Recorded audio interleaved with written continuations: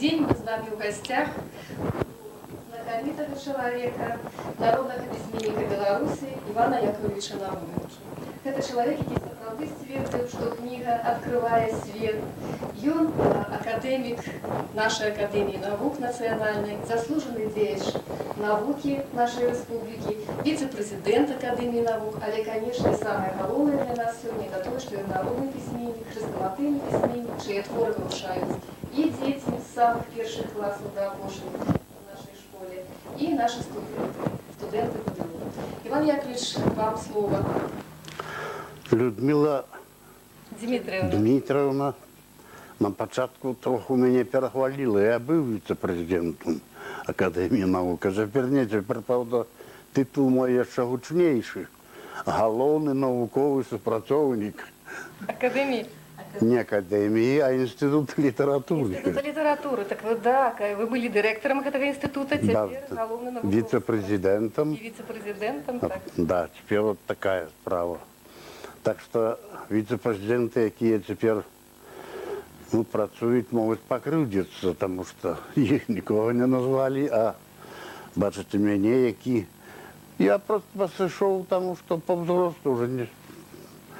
Ну, Иван Яковлевич, титулы даются раз и назавсёды. Ну, это так. Оно было. Ну вот, а все остальное... Як быццам правильно. Правильно. Так. Як в этому самому. Все хорошо, прекрасная маркиза. Да. С исключением пустяка. Ну, не будем серьезны. Иван Яковлевич, вот скажите, калі ласка, вы написали про пакаленне юнакоў, якія пайшлі на вайну, глыбей за ўсіх наших пісьменнікаў. Вот менавіта пра гэтых учарашніх школьнікаў. Скажите, вы свядома гэта рабілі, портрет пакалення пісалі? Ці ён сам напісаўся сам сабой, вот по меры ўзнікнення нейкіх, з'яўлення нейкіх аповесцяў? Вы знаете, и свядома, и действие, ну, такая уже доля моя. Я лягчэй за ўсё пишу, калі што нешта бачу. Про свое, перажитое, ці нават, няхай сабе чужое, але я просто ведаю яго добра. Ці сам удзельнічаў, ці чуў. І вот так яно атрымалася, што самае галоўнае, што я ведаю, это тое, што было со мной, таму і з маімі таварышамі, таму. Ну і я вам скажу, других назіранняў асабліва не так шмат было, таму што ну, вот такое поколение наше у школе училось, все-таки 10 годов отдай. Ці троху меньше, скажем, я 2 класса за год кончил, 8 и 9. 5 годов институт, вузовская наука. Ну, вот так. Мы привязаны, конечно. Это Максим Горький, лёс ему дал, скажем, шмат дорог, Россию обышел. Мы с Лойком так само збирались от Беларуси, обычно с вашим.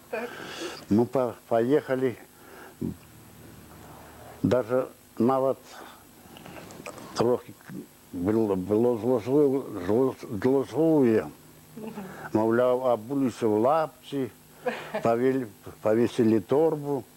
У лапці мы не обувалися, йшли в туфлях. Але пройшли тільки Браславщину, Озері. Ну, трохи, конечно, край вот цікавий. Ну, прийшлося, скажем, я і на війні був, і в партизанах трохи був. Ну, короче кажучи, вот, ну, і поїздив, і многие ведаю місцевості. Але ж у цілому, конечно, опирався на свой тільки опыт, на то, що чув, що бачив, ну, у чим приймав уділ. Вот такі речі. Людмила Дмитриевна. Дякую. Ведаеце, вот тое, пра што вы пісалі і ў «Сасне пры дарозе», і «Вецер у соснах», і 43, і ў іншых пазнейшых творах, да чаго вярнуліся і вось у гэтай кніжцы «Дзяцінства, падлетак, юнацтва», якой, дарэчы, ўжо ў крамах няма. Вот усё гэта зараз ізноў па-новаму цікавіць і даследчыкаў літаратуры, і чытачоў проста, і вучняў. І ведаеце, калі чытаеш пра жыццё пад акупацыяй, якое яно ў вас апісана, часам думаеш, што пад акупацыяй жылося нават яшчэ складаней, чым на фронце. І ўсе нездарма так і рваліся на фронт. А вы ж былі і на фронце. От складаней ці не у акупацыі было? Як на сённяшні В окупації було складаній. І навіть у партизанах було складаній. Тому що, ну, окупація, я вам скажу, що вот особливо для молодого человека, это вельми такий, ну, змрочний час. Человек, уявите себе, мы, молодые, куда мы рвались? Ну, кончим школу, пойдем учиться. Оккупация, все это как бы... Немцы зовсім не цікавились, хочеться на нову школу чи ні. Вот була посилка в Германію. Так, так. Разумеете, ну куда? Голодали там, ели это суп за какой-нибудь бруквой. Вот по всіх этих високих наших пориваннях ударила оккупація. Це вельми змрочний час. Притым, уявите себе, 20 век мы, скажем, меня оккупация уже застала после 9 класса. Я говорю, что 2 класса за год кончил. Ну и вот табе поривання. 10 клас, після його, а чому я кончив? Ну, з хлопцями, щоб йти в науку, хоча в цей час і у нас недобре нечто відбулося. Ввели плату за навчання, вже тільки чисті видатники могли трапить. А мы уже все остальные, 1-2 четверки, что получить можно, але уже стипендии не получишь. А мы богачей были невеликие, коли держава не даст копейку, то и учиться нельзя. Ну вот, и тут оккупация. Уявите себе, что такое оккупация? Пришли люди с чужой краины. У них так само есть дети. И они, чтобы не оправдаться, показывали карточки, фотокартки со своими детьми, со своими фрау.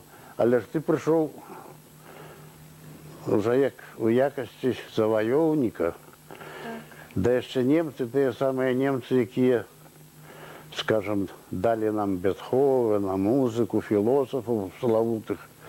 Ті самі німці прийшли с дубинками резиновыми, расстреливали, так сказать, вешали. Полная противоположность тому, что давала, скажем, Германия не в 19 столетии. Пришли как забойцы, как каты. Ну и вот, коли ласка, ты 10-классник, 9-классник, грамотный, письменный человек, и вот тебе який лёс. Ну, конечно, молодь не скаралась, в партизана йшла, у кожному більш-менш видними. Ну, поселку створалися подпольные группы. Наша молодь добро отреагировала, хотя и загинуло много. Вот такое. Тому возникло желание, конечно, дома рассказать про все это. Просто я и теперь думаю, скажем, я от «Сосна придорожья», «Ветер в соснах», 43-й, написал эту самую оккупацию. Але тепер же треба і другое написати. До речі, це тяжко пишеться. Свято на нашій вулиці, як погнали тих самих німців. Так, яка радість була, коли визволили? Да, радість, звісно, була велика, але разом з тим про перемогу писати тяжче. Так, про тяжкості. Так. Да, вот такое. Ну вот пишу. Ну вот я не думал, что как-то такая, ну, панорамный твор, а лишь «Сосна придорожья», «Ветер у соснах», 43-й. Хоть 2 книги про визволення треба написати. До речі, я якраз сьогодні написав сценку, де Сталін. Сталіна у мене не було, я до таких вишень не підіймався. Але вже увел Гитлера. Так. Я не хочу сказать, что это тому и Сталина, что Гитлера. Нет. Сталін викликає Пономаренко і просто задає питання, вельми чоловіче, чи не почати нам вигнання, так сказати, захопників з нашої землі. У 41-42 годах такого питання нельзя було. А вже от в 43-м після Курської дуги пішло наступлення Червоної армії по всіх фронтах і вигнання німців. Кончатково німців вигнали у 44-му році, але почали, скажімо, мою місцевість Полесье визволили у 43-му, осінню.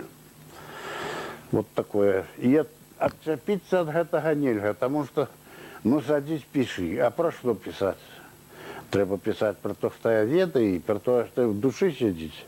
А в душі сидить менавіта гэта, треба написать. Далее. Як написать? Ну, я могу докладно написать, як визволяли Майя Василевича, я сам удзельничав у гэтым визволенні.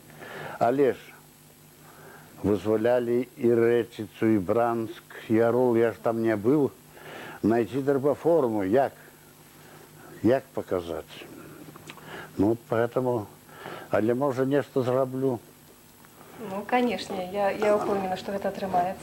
Іван Яковлевич, у вас ваши герои, вот уже на фронте, яны читают Канта, Гегеля по-немецку. Ваш герой читае Гамсуна, Викторию читая по-немецку. Конечно, и вы сами писали, и Коваленко про вас писал, и іншыя критики, что не трэба атаясамліваць абсолютно героя Ивана Яковлевича з Иваном Яковлевичем. Але ў той же час аўтабіяграфізм моцны. Вось, скажите, калі ласка, сапраўды было дастаткова много таких героев вот на фронте, якія такую адукацию имели у вас у развитии? Тут я вам скажу, по-перше, не забывайте, ну, это слово може не треба вживать. Мы же уже были люди фактично средней эдукации. Далее у нас, например, у меня, мои товарищи, Иван Довжик, вот, Амапрей Брель. Ми чомусь, якби зговорились, ми ж не ведали, що війна буде. Але ми ще до війни, у нас вельми древно викладали німецьку мову. І ніті вже перед 10 класом ми з жахом відчули, що не вміємо по-німецьку до 10 полічити. Ну це ж ганьба. Ну, взялися самі доганяти. Подручник для 5 класса выучили на зубок, але же так само 900 слов. Это уже слово некое. Ну, еще троху получили. А в оккупации, самое главное, мы спробовали радиоприемник наладить. Але ж тяжко. И тоді возникла думка, а чим ми горш немців? Давайте то, что они для себя пишут, давайте и мы читать. Ну и, разумеется, все-таки мы с певной адукацией уже были, все-таки некие навыки. А володали где-то на первом году оккупации уже газету читали немецкую. Ну вот так. Говорить не умели. Говорка, разумение, так сказать, такого приходит позднее. Але треба добро ведать. Ну, я не ведаю, сколько я теперь ведаю слов, але любый текст. Могу газетный читать. Конечно, выхваляться за лишнее нельзя. Есть и для меня сегодняшнего есть слова незразумелые, але в целом могу читать. И так мои товарищи. Зрозуміло, значить, можна вот сам... Можно. Скажем, немцы у нас побыли 2 года, может быть, тут у Минску 3 года. А які на белорусские, ці русские слова ведають? Шолоч. Больше ничего. А мы же в Германию пришли, размовляли там. Веды, конечно, полепшили, потому что где-то размовную мову я больше-меньше володал уже в Германии. Потому что на каждом кроку пытаешься, то другое. Вот, ну вот так. Зрозуміло. Іван Яковлевич, у вас ёсць узнагарода, орден Чырвонай зоркі. І ёсць згадкі ў афіцыйнай літаратуры нашай, можна знайсці апісанне вот той аперацыі, за якую вам гэты орден далі. Раскажыце, калі ласка, вот як это адбывалася. Бо у нас не кожны народны пісьменнік, той, хто сапраўды нават на фронт трапіў, мае такую ўзнагароду. Ну, по-перше, червоная звезда, червоная зорка – это не самый головный орден. Там мои дети думали, вот Таня, яка теперь в Москве живет, и выкладывает речи так само, ну, в институте Гнесиных. Так она думала, что червоная зорка – это как звезда, золотая звезда. Червоную зорку давали, это коли уже хочется. Червоную зорку многим давали. Ну, але апісана, гэтая аперацыя апісана ў адным з таму гісторыі Вялікай Адчыннай вайны. Там... Да, разумеется, вот такое здарылось. Я довольно легко себе отчуваю, вывучаю эту историю. И сам нечакано споткнулся, что той выпадок, ну як то на войне назвать, не выпадок, но операция, что хочется, в якой я приймав уділ. Значит, вылилося в то, что мне дали эту червоную зорку. Справа в тем, что у нас это таки здарилося в конце войны, немцы користались этим у самом початку. Нарешті стали подслуховувати немців.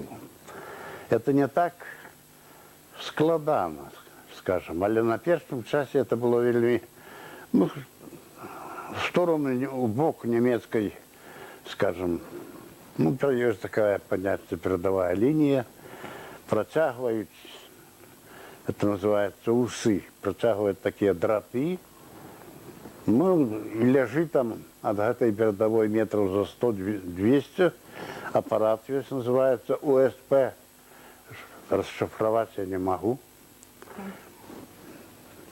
И чуешь, ты легко и тут забить, скажем, видать и робишь.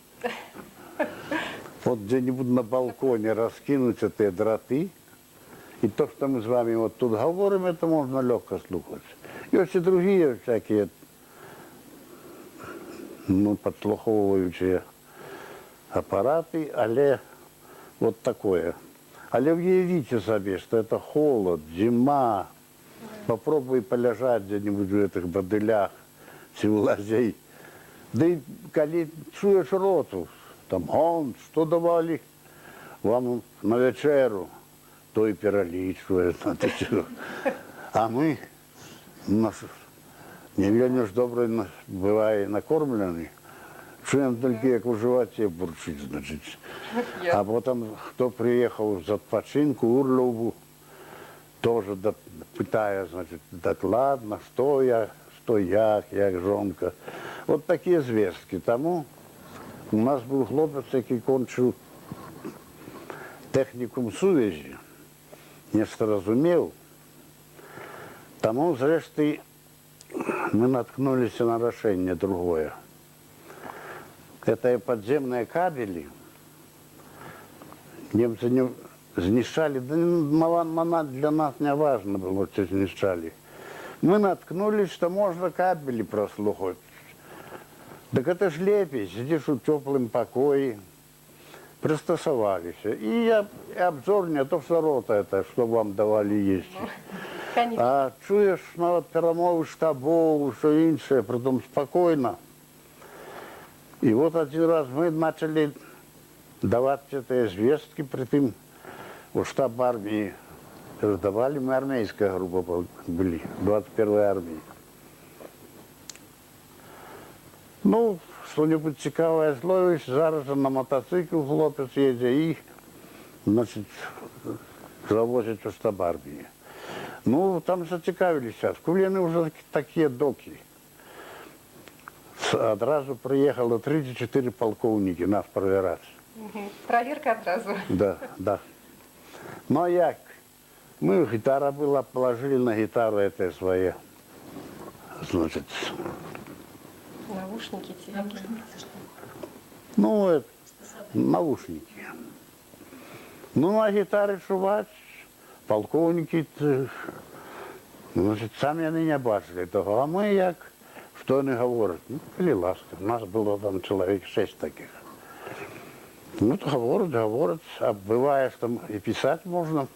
Вечернюю какую-нибудь водку не передают, мы докладно записываем. Вот и им показали, мы просто жахнулись, что так это мы можем. Все немецкое чуть. Но вот это было, это наведывание этих полковников, у вынику было то, что вот дали мне вот этот орден. А еще была вельми важная, может, но сыграла большую роль. Мы подслухали, что там, где наша армия, штаб близко, немцы собираются взорвать водохранилище. Ну и передали.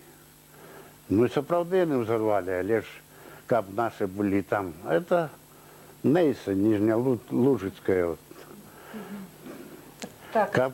Как бы передали это, как мне передали мы, и наши бойцы там остались, и людей башмат загинуло. Так мы не кино вот тут можно лечить навык героев. Конечно, Вот конечно. такое. Люди могли, уже ведаючи, адтуль эвакуироваться, ці як, во всякім разі, так колькі жыццёў выратавала гэтая аперацыя. Это Вот, разведкі аперацыі. Да. И вот это ёсць, не памятаю в якім томе, але недзе там, где падзеі у Сілезіі описываются, там гэты выпадок приведен. Это мы бачыць для целой 12, сколько там, 12 томов на гэты выпадок. Так. Вот эти полковники нам помогли. Да. Ведаеце, вот многія і крытыкі салідныя вас, вашу творчасць параўноўваюць, ставяць у шэраг з творчасцю Рэмарка, Хемінгуэя, нашага Гарэцкага. Вось. І у вас часта гучыць таксама, у вашых кнігах можна сустрэць імя Рэмарка часцей, Хемінгуэя таксама. Вы таксама вот думалі над гэтым, так сказаць, было больш падабенства да Рэмарка, у лёсах вашых герояў, да лёсаў герояў Рэмарка, больш падобнага ці, можа, ўсё-такі адрознага? Разумеете, я як письменника недалёка до его, конечно, до Рэмарка. Ну, это, скажа, гісторыя літаратуры. Не, я вам скажу. Рэмарк великий письменник. И он, конечно, мы... Вот добро недавно сказал Жуков, я читал, он отзначали эту Курскую дугу, 60 годов. Сейчас этой Курской дуги, это было в 43-м году. И там русский письменник, теперь старшиня Союза русских письменников, пытал, что вот мы перемогли тут немцев на Курской дуге. Немцы еще были довольно мощные. Вот скажите, сопоставляючи нашу армию советскую и немецкую, как вы на это глядите, что было мощнее у немцев, что было мощнее у нас? Так. И Жуков отказал. Генштаб был мощнейший, генералитет и генштаб мощнейший был у немцев. На первом часе мощнейшая у немцев была и техника. Офицерский состав был мощнейший. А что у нас? А у нас мощнейший был родовой боец. Особенно молодь. Это какая десятигодки покончала. Разумеется, и он был, некие его горизонты были ширейшие. И я с этим целком згоден. Мы в 41-м году у вынику чисток вельми много офицерского складу стратили. И вот тут этот хлопец, скажем, с 8 классами, с 9, с 10, с 2 курсами института, его брали, были такие курсы выстрел, 1 месяц, ну, может, трошки более. Але поскольку он грамотный, он быстро все схватывал. И мы, скажем, втраты в офицерском составе вельми легко так наращивались. Разумеется, у нас офицеры кто были? Те кадровые, их мало засталось.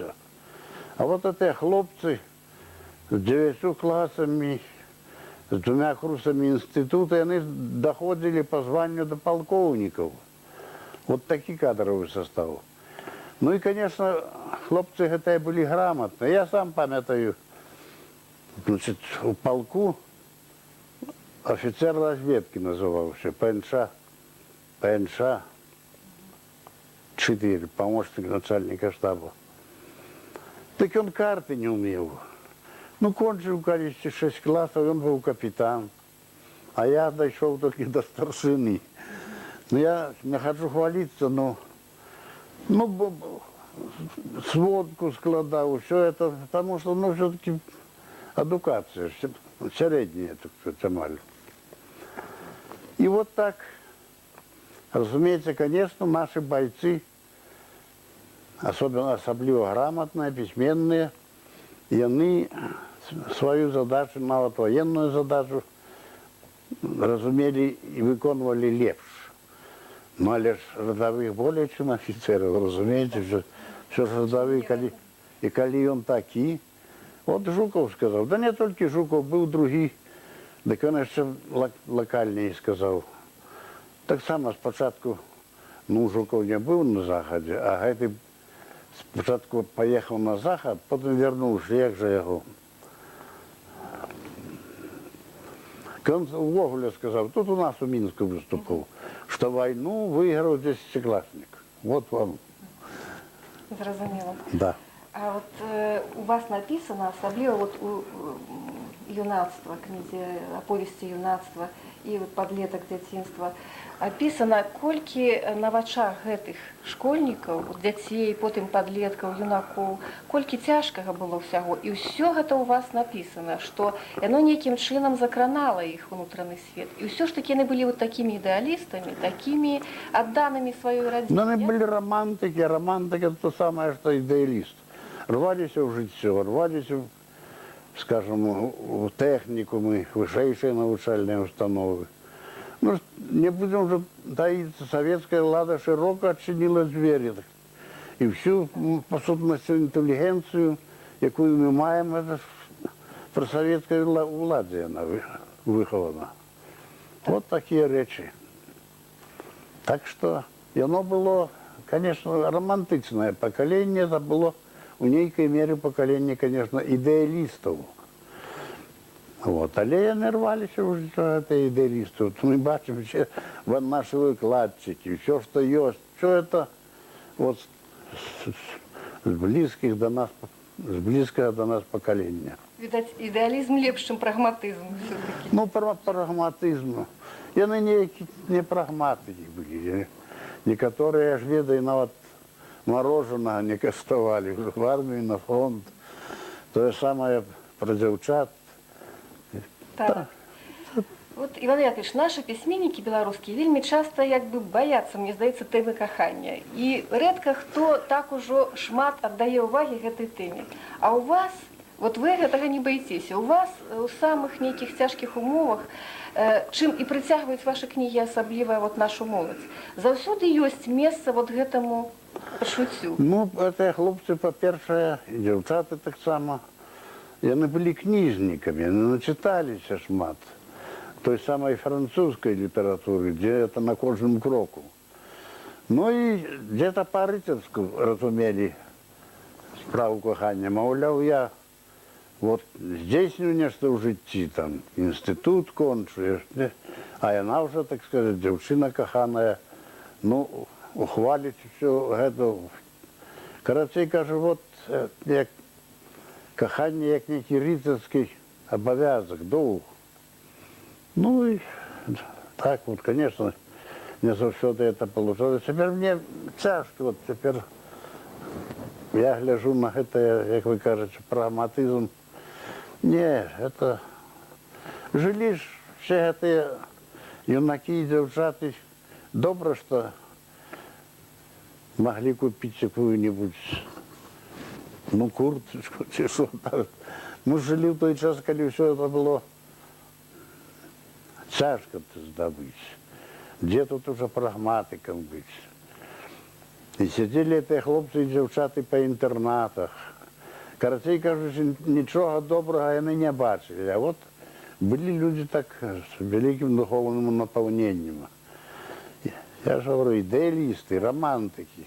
І перажылі многа такога цяжкага Цяжкага. і пасля вайны вот Да. все роўна нягледзячы на тое што вы пісалі вот у інтэрнат на Нямізе все-таки праглі вучыцца і вот як цяжка прызнавалі іх заслугі вялікія ўсё-таки гісторыю падполля. Скажыце, калі ласка, ці дакументальная тая гісторыя, якую перажывае ваш герой Андрушкевич з этой брашурай «Клінскія маладагвардзейцы»? Это было с другим. И он, правда, ён пришел в литературу, але завар'яцеў. Яго давно уже нема. И он написал роман про некую ткацкую фабрику.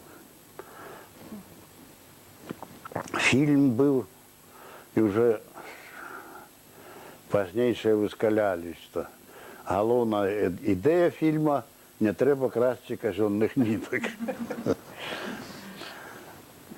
Як його... Была брошюра, она называлась «Жлобинские молодогвардейцы». Книжечка. После сбили, так сказать, ну, может, и он из-за этого крануся розумом. Я не могу вам вот теперь вспомнить, но он был. Теперь его нема. Вот прозвище его, ну, не вспомню теперь, але он есть. А книга докладна. Жлобинские молодогвардейцы. Вот ці праўда, што толькі Фадзеева з яго маладой гвардіі прызнавалі доўгі час, а нашых падпольшчыкаў... Да, у нас, разумеется, было табу. Вы же видите, подпольщиков у нас было много, в каждом больше-меньше. В Минске их было, наверное, больше 100 групп. Але тут это связано, что это подпольщики, как и разведчики. Разведчику потребна крыша, дах. Вот 17 мгновений весны. Это реально, так сказать, чужата. Але ж это наш разведчик проникнуть, пролезать в СД, в гестапо. Коли ты разведчик, это дозволялось и усвалялось. Але ж тут у нас, коли он был подпольщиком, ему ці нават сувязным партизанским. До речі, наша подполье подобрала разведка. Притым самая сапраўдная разведка, военная разведка. До войны она называлась группа УПРА, это управление разведки. Теперь она называется военная разведка. Але это была, ну, сапраўдная, так сказать, разведывательная служба, и они давали, так сказать, и нам, у тем лику, давали документы, что был, так сказать, вот в разведгруппе, работал разведчиком в тылу советской армии. Это уже так. Ну, а это что партийные органы?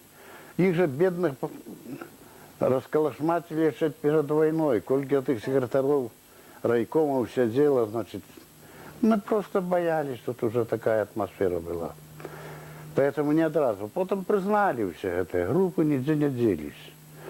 Вот. Але на первом часе только вот молодую гвардию, якую Фадзеев писал, мовляв, всю країну одна. Ну, это, конечно... Ну, все-таки белорусские литераторы в этом плане свою историю адлюстровали в книгах.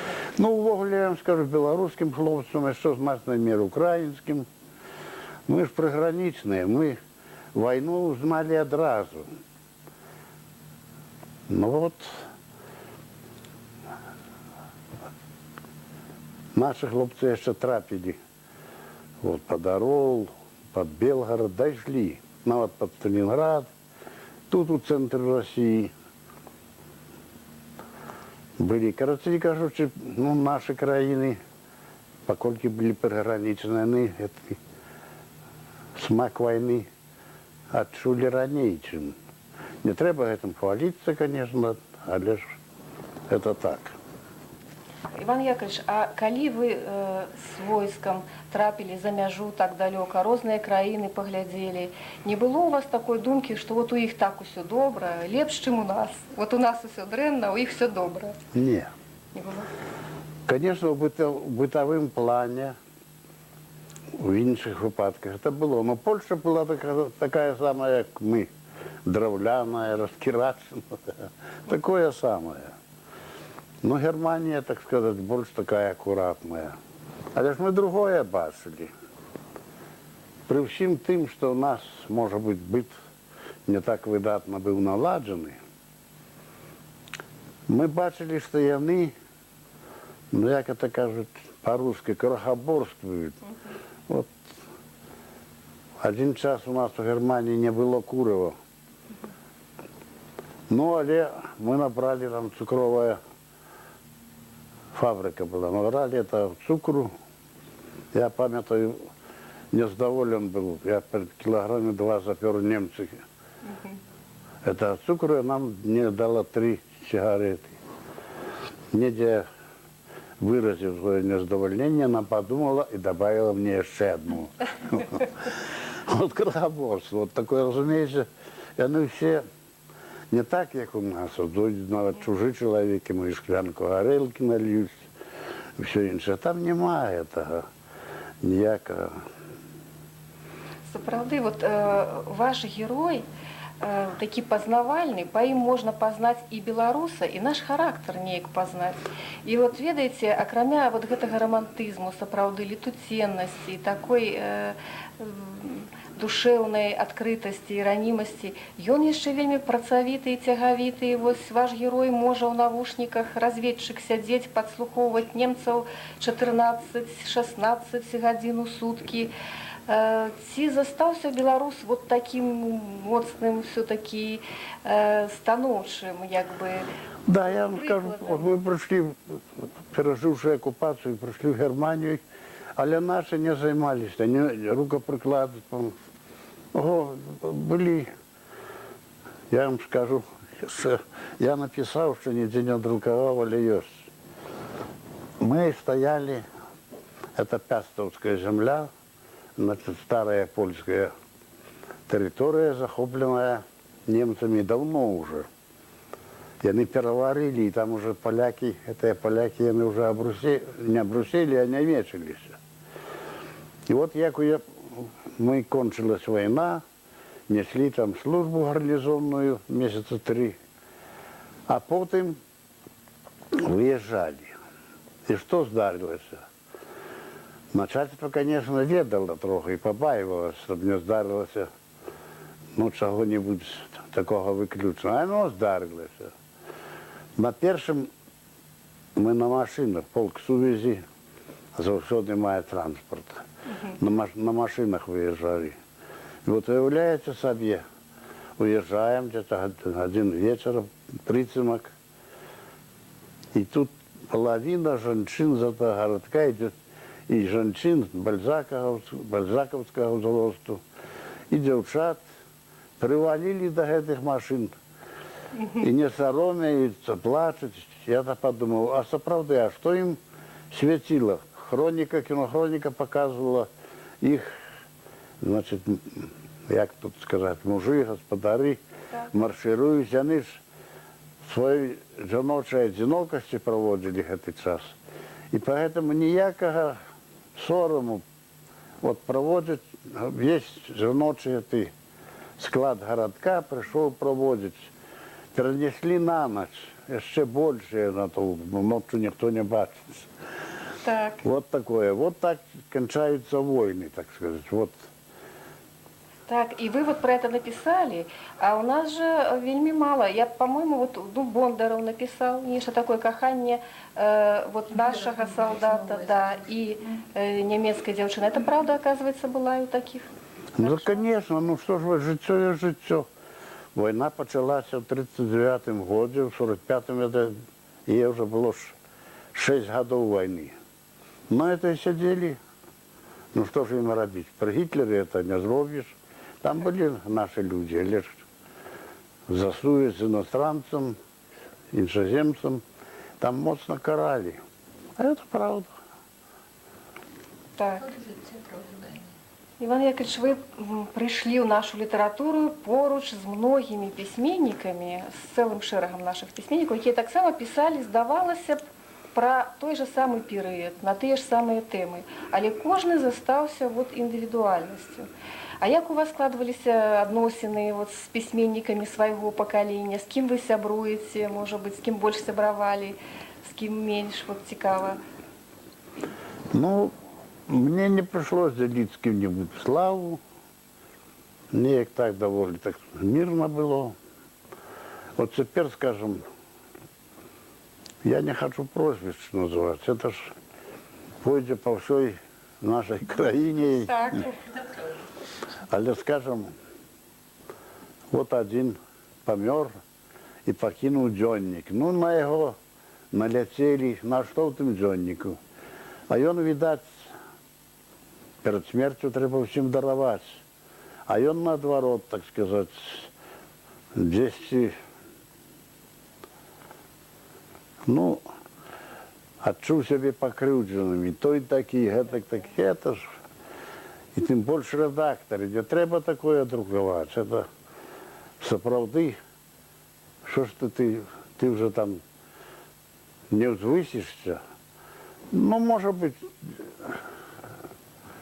десь не добрав чого. Ну, такое редко я бачив, читав дзённики русских письменников і других. Такое не треба, от такое. Некий кар'єризм, навіть доходячи з життя. Конечно, видать, сапраўды, христианские такие повинны быть кошмары. Да. А у вас есть дзённік, Іван Яковлевич? Ну, что мне дзённики, коли, дай Бог, напишу оповедание и друкуй. А поздний час я, правда, у меня есть теперь много чего такого не надруковано. Ну, може, надрукуємо. Іван Яковлевич, у вашій прозі заўсёды ёсць таксама і гумар, што таксама рэдка бывае. Адзнака вашай творчай індывідуальнасці, калі ўжо ўжыць такі тэрмін, можа быць, груваскі, гэта таксама і гумар. А як вы ставіцеся да эпіграм якіх-небудзь у свой адрес? Допустим, у ананімнай паэме «Сказ про лысую гору» там сказано, што усе прафесары, дацэнты перад навуменкам адным, нібыта дробязныя цэнты перад далярам залатым. Це якраз в Америці якраз було. Да. Много эпіграм, розных анекдотаў ёсць про вас, про вашу сім'ю. Гілевич признався, що то ён написав. І он, конечно, писал, и, может быть, головный автор. Я сам это бачив, что там есть такие, не всех знаешь письменников, забываешь прозвище. Аврамчик, может? Не, Аврамчик помогал ему. Турнепсы в воду храбашу. Да. Это стиль Гилевича, конечно. Ну, конечно, гумор это... Ну, гумор, я вам скажу, гумор, по-моему, это вовле для белорусов некой прикмета светоотчування. Белорус ніколи не был залишне богатым, и он жил, поэтому и он с усмешкой глядит на навокольный свет. И когда про нашу литературу, то я уже как литературознавца вам говорю, прости, то гумор был амаль у кожного письменника.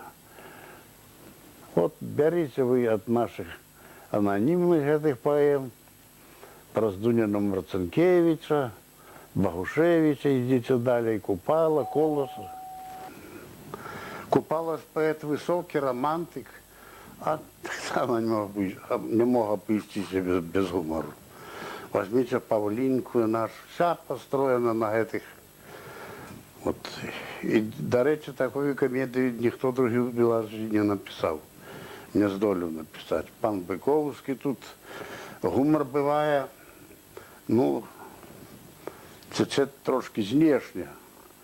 А этот сам образ гумористичний, ці в этом, навіть в этой комедії. Тутейшие.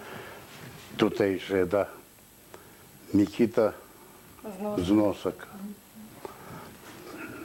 Іван Яковлевич, ваші книжки, от Якуб Колос і Янка Купала. Якуб Колос – духовний облик героя, Янка Купала – духовний облик героя. Яны Премії. теперь уже не духовно, а просто. Просто Якуб Колос, да, Да. і Янка Купала. Тоже не духовно. Это уже выдание. Ничего больше. Так, это видання 80-го года. Так, а гэта... Это я хочу теперь выдать теперь. Да, Яшчэ. да, 82-го. Вот яны былі абсалютна новым словам у нашай навуцы тады. Тады ж сітуацыя была іншая, і прыходзілася вот адкрыць, вам прыйшлося, так аказалася, што гэта вы былі, адкрыць па-новаму гэтых пісьменнікаў. Як пісаліся гэтыя кніжкі? Ну, был у нас ректор Севченко. До меня чомусь ставился, ну, приязно. Может быть, навіть більше приязно. А йому треба були докторы. Ну, що ти не можеш написати? Возьми, напиши. І він, звісно, не вельми відрознював мовознавство від літературознавства. Ну, як у всякий, по-русски кажучи, технар. Але чоловік був хороший. І от где-то він мене просто примусив, напиши ти, хай у нас доктор буде. Ну, я, конечно, я уже к тому часу, это 64-й год, уже годов 10 поработал, уже некий опыт. Сам думал про Колоса, Купалу, хто яны. Ну, не одразу, конечно, годы за 4-7 написал, вот вам. Так просто все. Да. Ну, опыт некий был уже, конечно. Зараз вот так. Я вам лечу, я вам скажу, Колос мудрый. І Купали так само. Для нас, білорусів, от, які, ну, десь в славянстві, може бути, опошні, ці не самі опошні, прийшли вже к усвідомленню того, що є білоруський народ, є білоруська нація. От, розуміється, таких письменників, от такого кшталту, такого гартування, мало хто має. Це великі письменники, Колос, і Купала, і навіть другие, скажем, Богданович, и шмат сучасных. Вот так. Так. Вот вы писали і вярнуліся зараз ізноў да постацяў Дуніна Марцінкевіча, і Змітрака Бядулі, і таго ж Максіма Богдановича, і ранні Кузьма Чорны выйшла у вас кніжка. І зусім новыя вот для творчасці гэтых пісьменнікаў у разглядзе беларускіх навукоўцаў аспекты вы тут закранулі. Здавалася б, салідны акадэмік, і мадэрнізм, і нейкі імпрэсіянізм у таго ж, можа быць, ранняга Кузьмы Чорнага, у Бядулі, у Богдановича. Вот цікавасць да гэтых новых плыняў, як у вас узнікла? Я вам скажу, тут не виноват Богданович, этот хам Кузьма Чорны. Я поглядел, мы просто откидываем, чего нельзя откидывать. Потому что это частка их світапогляду, який впливав на творчість. Скажем, Чорну я люблю особливо оповідання. Розумієте, от така річ. Ви гоните, вечір за болотом там народився, і летить, і от і древи шумять. До речі, і Гамсун этому володав. Хоча це і Чорний, і Гамсун письменники чистейшие реалисты. Але це нейкая плынь вот такая. Это добро.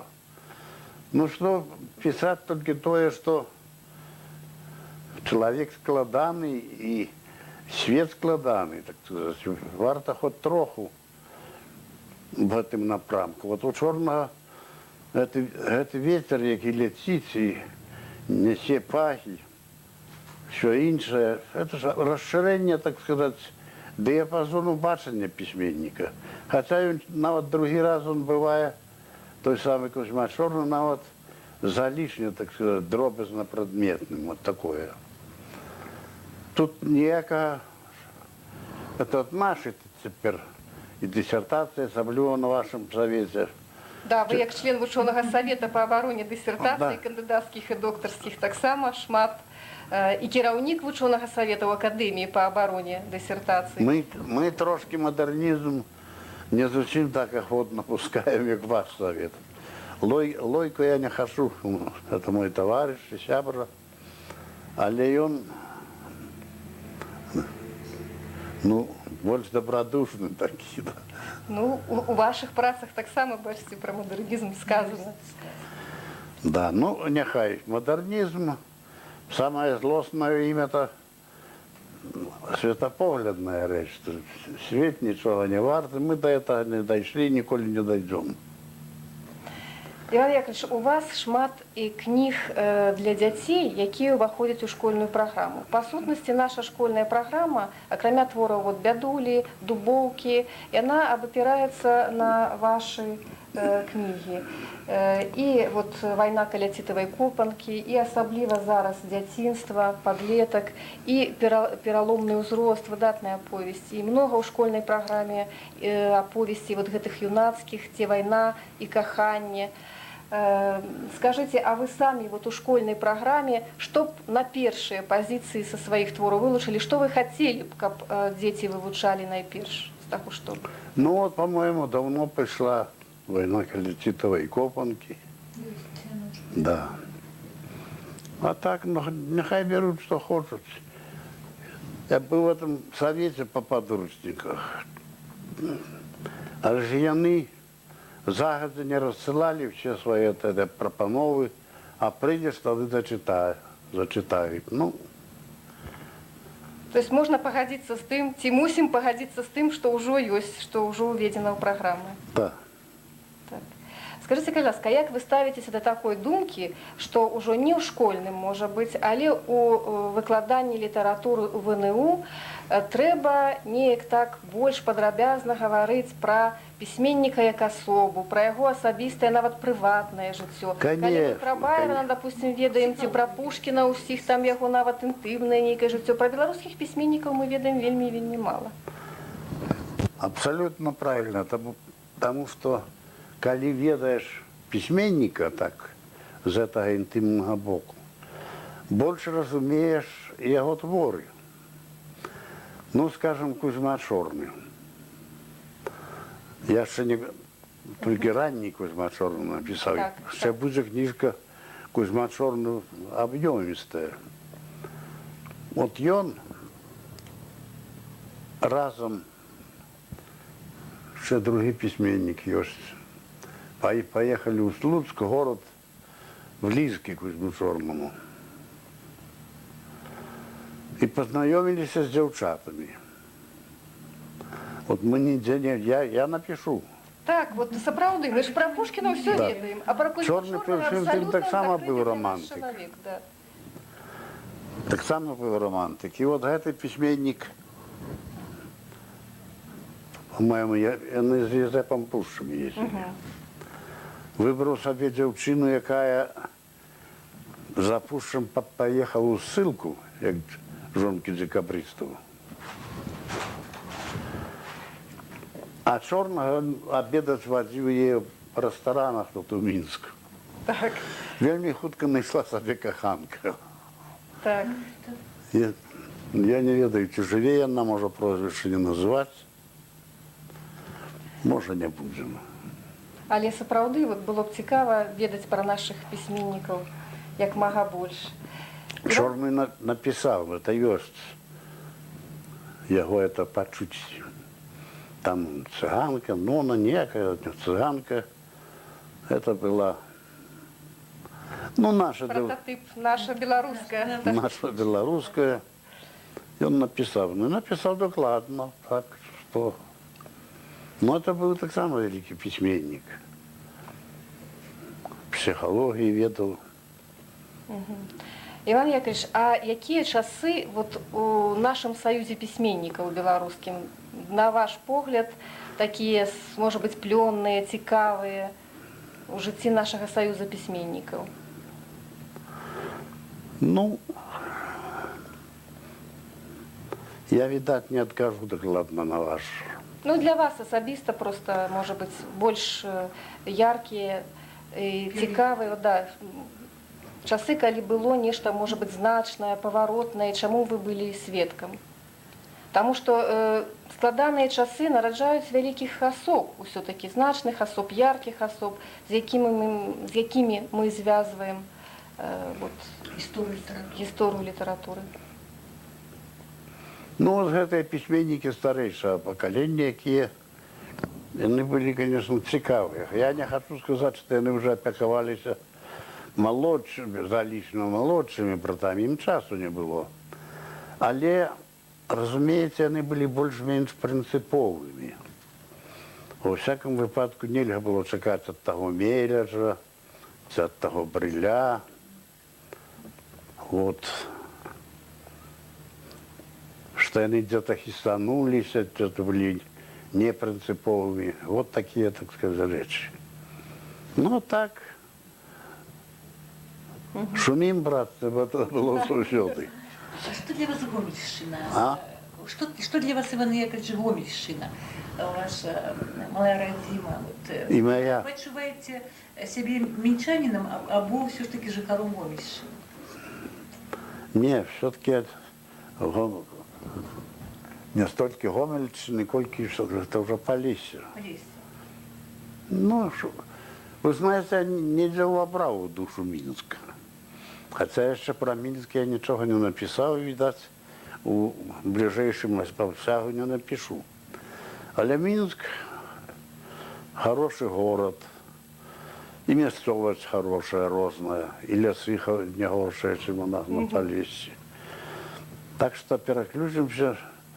Гомельшчына радзіма, але нейкім чынам уже Мінск становіцца радзімай. Так што... Так.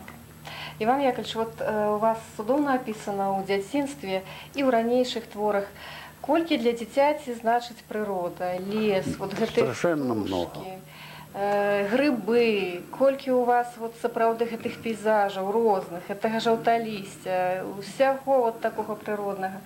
Вот цікава, а сённяшняму дзіцяці што-небудзь можа замяніць гарадскому, вот мінскаму? Вот мой Паўлік, я помню, это для мяне было незвычайна. Мы з ім трапілі, грибы. Мы трапілі на выключную месціну. Адразу взяли 70, а потом на завтра. І он загарэўся грибами, і он цяпер уже, калі поедешь, глядишь, он уже пераганяе мяне. Ну, конечно, его зрок лепшы. Трэба. Но ён выйшаў у гэтую прыроду мінскую. Выйшаў. Тады запытаюся, Іван Яковлевич, вы вот по жыцці аптыміст ці пессіміст? Чым вы знаходзіце падставу для аптымізму, для хорошага настрою? Ну, разумееце, где-то чисто асабіста. Я вельмі, по-русски кажучы, подвержен настрою. Вельмі. Але калі можна ў адносінах до такой персоны, як я, сказаць, што які твой светапогляд, я лічу, што все-таки свету збудаван так, што на завтра краху яго не трэба чакаць, што ён, Бог прадумаў, ведаў, што рабіў. Ясно. Разумееце, я читаю цяпер і ёсць история Христа. Одна книжка у меня на столе лежит, другая здесь сгубилась. Две истории Христа. Ну, по-перше, не треба забывать, что ще й до гэтага часу тягнуться спрэчкі, ці реальная фигура Христоса. Это вельмі магутная фигура, и раней люди таксама были не дурные. Яны калі выдумали так фигуру Христа. Так. А цяпер яны залі і ў Бібліі, і ў Евангелии залишне много, так сказать, сторонок, где цуды. И теперь нават церковники хочут очистить. Цуды цудами, скажем. Але коли Христос сказали ему, что вот там человек, хлопец, сын якого-нибудь там згвардейцев, бесовства, у ему селилось, он сказал, иди, твой сын уже выратаваны. Ну, конечно, такого ён яго і не бачыў. Залішне много цудоватых. І цяпер самі церковнікі хочуць, чтобы это было правдоподобно, ближэй до природы. Но як-нибудь все-таки Христос это так само міф. Мифология. А у Воглю, конечно, фигура могутная. Шкода, что вот мы в своем детинстве, я лечу, в своем юнацтве, это на литературе сказалось, сколько было сюжетов. Мы это христианство не ведали. Я помню, дед мой был вельми таки, ну як-то цікавився. І всі казанні папа ходив в церкву, переказував мені. І водив на сповідь, я сповідався. Где-то 8 годов уже. Поп дал лыжечку, это Причастя. то причастя. Я сказав, дай jeszcze. Ясно. Один раз я пішов так само сповідатися, була дівчина, сповідалася дівчина з нашого класу. Сама сповідалася, але це не перешкодило їй донести на мене, що він був в церкві. І на завтра у нас лінійки були такі, особливо в перших класах. На завтра дежурний вже кричав на лінійці. Він цілувався з попом я не цілувався, звісно. Не допустив сам батюшка до этого. Але вже бичували мене. І ця сама Ульянка, вона до мене добре ставилася, повторяю. Але не перешкодила, дівчина все-таки не перешкодила їй на мене наклепати. Да. А в цілому, звісно, треба, я думаю, що цієї генерації детей все-таки надо с христианством знакомиться. Ну, уявите себе, а что мы знали про человека, что так уже откидывали, кто збудував этот свет, як он збудувався. Мы же сегодня не ведаем. Сям'я, конечно, вот вельмі много значыць у жыцці чалавека. Вот з дзедам стасункі. А Іван Яковлевич, вы со своими детьми, вось, может быть, з унуками, як у вас складываются адносіны? Ці задаволены вы як вот Задоволений, я ими задоволений. Они не вельми, скажем, не боятся другий раз критикнуть мене. критикують? Критикують. Особливо, мабуть, Павел Іванович, ваш син, який працює у нас на кафедрі, якої ви загадували некалі. Вот зараз ён вядучы. Я думаю, что вы ведете эту кафедру, может, легче, чем я вел. Дякую за комплімент, но все-таки вот до критики Павла Івановича, может быть, до яго вернемся. Ну, все это нормально, ну что, разумеется. И я своих батьков не вельми уже так узвышав в сенсі. Звичайні люди. Так. Іван Яковлевич, вот вы загадывали нашей кафедры, калі там працавалі вельмі цікавыя людзі, і многія з іх зараз працуюць. Ці не збіраецеся вы вот напісаць? Ці вы былі дырэктарам інстытута літаратуры, вы былі яшчэ старшынёй Верховнага Савета нашай рэспублікі, прычым у вельмі цікавыя гады з 85 по 90. Ці не хацелі б вы, нема у вас у планах напісаць што-небудзь, можа, гумарыстычнае? Это як Шамякин, ну, ночные вспомины. Так. Не, я так не збираюсь. Разумеется, люди, назвать их покрывдишь. Здесь лепше сховаться, может быть, за псевдоним, все такое. Ну, зрештою, буде видно, побачимо. Так, это, конечно, не треба ўспрымаць так, што мы так хочам у гісторыю трапіць абсалютна.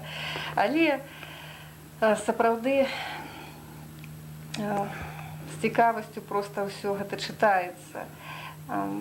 Вот даследчыкі кажуць, што вы, Якуб Колас, не толькі захапіў вас як даследчыка, а што ён нават паўплываў на выбар вот вашай такой манеры апавядальніцкай і на нейкія такія вот светапоглядныя асновы, пра якія мы гаварылі, гарманічныя такія арыентацыі, на гармонію, на нейкую такую суразмернасць. Ну вот, я вам скажу, да я и теперь лечу так. Колос вельми великий мудрец.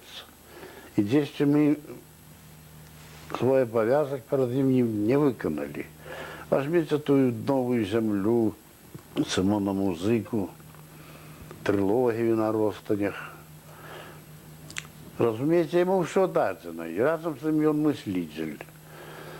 Притым у його є дві речі,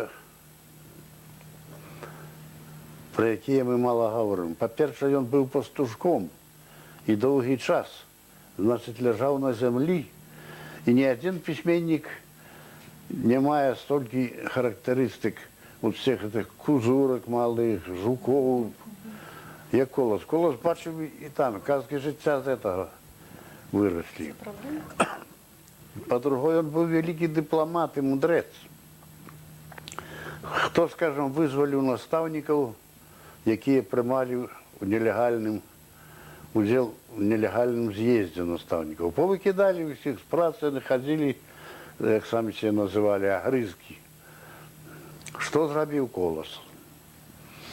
Мінськ – це була губернія, а було ще генерал-губернаторство, це була Вільня. Так от Мінськ виходив у генерал-губернаторство Віленське. Що зробив Колос? Разумеется, письменники пушкинской поры докарали Пушкина за то, что он, размовлял не только с демократами, более, теперешний термин, а он по-уму мог поступиться, и он широких поглядов был человек. Не за таким был Колос. Он зашел, выдавалась газета, скажем, Минская губернатор. И Виленская генерал-губернаторская. И он зашел в редакцию этой газеты, написал некое оповедание, и подумаешь, ему дали билет, что он корреспондент вот этой Виленской генерал-губернаторской газеты. И он зашел в губернскую газету Минскую, сказал, я вот корреспондент, показал. И тут написал, что як это было з'їзд, что собрались молодые хлопцы, які любили выпить. И добро таки взяли, а потом этот протокол написали. И все. Орган губернатора нечто значил. Так. И справу наставников спынили, это была звичайная пьянка. Ну и вот. Выратовал? Выратовал. Так. Вот никто вот про это не говорит. Колос уже сам рассказал. Ну, сказал сам, третья повесть на русском. Так. Вот зараз у нас такая задача ставіцца перад намі. Беларускую літаратуру як мага шырэй і паўней уводзіць у сусветны кантэкст, неяк супастаўляць з творамі замежнай класікі. Для гэтага, канешне, трэба быць вельмі кампетэнтным чалавекам, знаўцам і іншых літаратур. Вось, вы пачыналі ўжо гэта рабіць у свой час, і Сельму Лагерлёв успаміналі, калі пісалі пра Коласа і многіх іншых. Сапраўды у нас ёсць хорошыя, так сказаць, шансы, магчымасці годна прадставіць нашу класіку в сусветным кантэксце.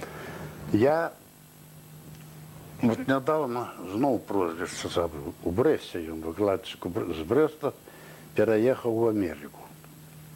Леякумовіч? Да, Леякумовіч. Ён калісьці напісаў рэцэнзію на, по-моему, на эту глыбінь жыцця.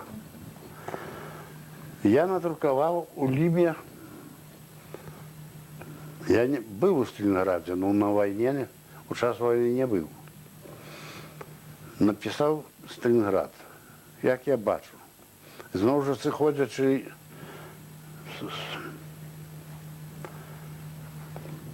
з світоадчування беларусаў. Дівекумовичу это спадабалася, это сталінградскае апавяданне. Ён звярнуўся да мяне, давай я перакладу, та гонарара табе не будзе, нічога. Я подумал, ну хочешь, так перекладай. Не сумею, не поспел ему отказать. И он переклал меня, теперь есть. Это газетка некая, американская, зместила. И я подумал, что соправды, как я, скажем, частей, может быть, именно наш погляд, потому что они друкуют, хапают за... Випадково часто. Не тільки випадково, а й за такі речі, ну, які межують з покров.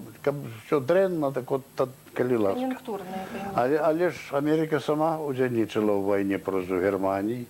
Як там удзельничала, там суперечностей много, але ж удзельничала. І бачите, гэта апавяданне цалкам написано з наших, так як ми говоримо, позицій. Ну, американцы надруковали. Хай друкують, на здоров'я. Іван Яковлевич, а от які з перакладаў ваших твораў на замежныя мовы, які пераклад вам падабаецца? Потому что часто письменники застаюцца незадаволенымі, як перакладзены мастацкі Ну, тэкст. по-перше, у мяне не так шмат. Вот, потому что говорят, что есть письменники-революционеры, есть письменники-охранители. Ясно. Но я не хочу, чтобы рассыпалось это самое. Коли уже на то и пошло, может быть, широкому, тут уже не читачу, а слухачу, и не обовязково это ведать.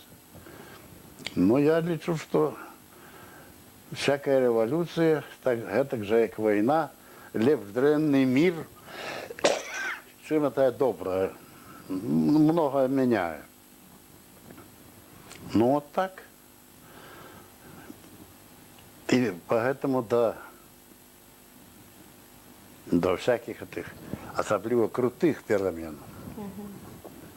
Хай лев будет, Больше. как моя мать говорила, хоть по крыше да капусе. Так, каб усе жывыя здаровыя. Іван Яковлевич, вельмі важна, каб кніга пайшла шырэй, далей, каб большая колькасць чытачоў з ёй пазнаёмілася. Вельмі важна, каб яна была перакладзена вот на рускую мову. Ці былі ў вас пераклады? Хто вас перакладаў? Ну, мне особливо з русской мовой пошанцевало. Мне першие переклады зрабіў такі аўтарытэтны чалавек и для нас, и для русской литературы Евгений Мазальков. И он перекладал мои первые сборники оповедания в Москве. И он перекладал, по-моему, и «Сосну при дорозе», и «Ветер у соснах», и 43-й. Ну, с его легкой руки и пошло. Потом уже перекладали Горбачевы. Это семейство такое, они стояли близко до выдавецтва «Советские письменники». В этом выдавецтве я не лічив, не думав, що задать що такое питання. Але в этом выдавецтве до 20 моих книг, які перекладены на русскую мову, у меня более чем 20 книг, но 20 были перекладены. Наибольшая колькость вышла советским письменникам. Вот нельзя. Ну, а так во всех выдавецтвах я вот по книжце имел. В советском письменнику, скажем, 20, а может, всех разом, я не надто подличивал. И дед Гиз, скажем, война коллективовой копанки выдавал, и один раз, вот я удалось среди наших классиков роман «Газете». Это чашка была, там такая варта стоит, что... Значит, и в этом, дед Гизе, в роман «Газете», ну, какие еще есть? По-моему, я и во всех остальных, там, по книжце, не шмат. Вот это молодая гвардия, друзья, товарищи. Да. пригожая была. Она обшарпалась. Да, ну, Я по-моему, несколько так, разов ага. подписные выдания, не вот это уже продолжение Класс. к журналу «Дружба народов». Это они чем добрые, тем поглядите тиражники, там 500 тысяч. Не тираж. Так, поглядим. Да, 265 тысяч. Вот гэтые. Ну, это несколько. І ось так само, так? Один з апошніх, мабуть, з больш новых перакладаў. Вот, скажем, и тут.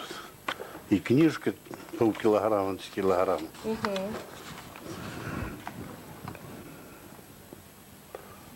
Да, да, 100 тысяч экземпляров. 100 тысяч. 100 тысяч экземпляров. Ветер у Ну, теперь нават у Москве рады як 5 тысяч, а это 100. Так. Так, філалогія ўвогуле такі занятак, займацца філалогіяй як навукай трэба шмат чытаць, шмат Да, пісаць. А пісьменнік, які напісаў больш за 20 кніг, усё-такі колькі прыкладна, Іван Яковлевич, кніжак у вас? Вот нам нават Усіх, палічыць цяжка. усіх больше за 100. Больш за 100 кніжак, Да. больш за 100 кніжак. Это просто фантастычная лічба. Ну, Іван не Яковлевич. фантастично. Не, ну больш за 100 аўтарскіх кніг, конечно. Ну, перевыдание там то другое. Не. Ведаеце, ці не стаміліся вы ад філалогіі як навукі? Таму што у кожнага чалавека бываюць, можа быць, перыяды такой нейкай апатыі. Ці не расчараваліся вы ў гэтай такой... Не расчаровался, не. Я ни для чего другого не годен. Зразумела. Іван Яковлевич, а вот як вы думаеце, вот гэтыя новыя сродкі відэо, там інтэрнэт і гэтак далей, і ці паўплываюць яны на... Яны ўжо паўплывалі, але нічога, літаратура будзе жизненна. Будуць запатрабаваны ў Та будзе. 21 стагоддзі нашы пісьменнікі, Будзе. класікі. Конечно, уже яны экран, асабліва телевизор, і шмат чого взяли в нас, але нічого. Яшчэ польска не згинула, кажуть. Іван Яковлевич, а скажите, калі ласка, вот расскажите трошки про своих детей. Усё-таки ваши дети цудоўна все гавораць по-беларуску, что, до речі, не заўсёды бывае у сем'ях наших классиков. И я Ну, по-перше, я не классик, поэтому и говорю. Да, так вот, слухайте. Хорошие дети. Я, колись юбилей был, не памятаю, я говорю, что чему хорошие дети. Вон моя москвичка, вы зверните увагу. Треба было ей приехать в Москву, як она для всей России написала подручники по музыке. Вот вам, не хапало там человека в этой. Так. Ну так вот, жили мы в таким осероддзі, починаючи от Валя, старейшая Таня, Павлик. И ну все любили книжку. До речі, мой зять москвич, он приезжает сюда и увозит некоторые слова белорусские. И в Москве говорят, так что ты говоришь, так это ж по-белоруску. До речі, маршал Жуков признався, що крім русської мови, він ведає ще й білоруською. До речі, це двор. Это была белорусская округа, это низенький домик. Это штаб белорусской округи был. В этом дворе ходил Жуков. И он был в Минске командиром кавалерийского полка. А там у Ратомцы ипподром, там, значит, ну, кавалеристы это и жили. И тут у нас есть улицы. Во всяком випадку він сказав, що білоруською мовою він ведає, а я перевірив. Ведає, бо він читав воєнну справу в університеті. А тоді примушали, величизація йшла, примушали, предмет викладаєш, білоруське військо є, округу. І от, уявіть собі, Жуков, твердокаменний, по-білоруську, так сказати. Выдатно, я нават і не ведала такого Да. факту. Іван Яковлевич, а ваша внучка, вот маленькая Ядвига Павловна, так само, Так само яна любить. захапляецца вот тым, чым маленькі Вася у вашай аповесці дзяцінства захапляўся, вот так само і кніжкамі, і, можа быць, прыродай. Да. И грибы любит. Я хотела яшчэ запытацца у вас про ваши любимые стравы. Ці гурман вы? Вот Я не грибы. гурман, не, ну, Не? грибы подобаются мне. И собирать, и уживать. Ясно. А ўвогуле ёсць, акрамя кніжак, у вас нейкія захапленні, як модна гаварыць, хобі? Так. Ну, тяжко сказать. Ну, лес, вот грибы. Я яшчэ займаўся доўгі час, цяпер спыніўся параўнальным мовазнаўствам. Яно цікава у тым сэнсе, што пра лёс народа, якія карені жывыя асталіся у мове толькі, больш няма нічога. Ну, это, відаць, таму, што вы нямецкую мову вот так добра. Ну, я трошки ведаю і англійскую, Так. і французскую. І па-польску зусім добра читаю і разумею, калі ўжо вам хвастацца. Добра. Вот. І я ж старшыня камітэта славістаў. Так уся гэтая славянская краіна, ну, больш-менш я ведаю. Конечно, тую самую сербскую сходу не прочитаешь, але вот так, калі хадзіць, калі я будзеш што-нибудь ведаць. Зразумела. Ну, застаецца, мабыць, падзякаваць. Так? Шчыра дзякую вам, Іван То Яковлевич. дзякую вам, што мяне з такога, ну, з хутара выцягваецца на обзор. Ну, Читачі, студенти чекають якраз такі зустрічі з письменником. Для їх вельми важно особисте таке ураження. просто вялікі дзякуй, Іван Яковлевич. Тут Нема за што, так вы прыйшлі мяне праслаўляць, я не ведаю, да якога ўжо градуса я дайду. Ну, дзякую і за гэта.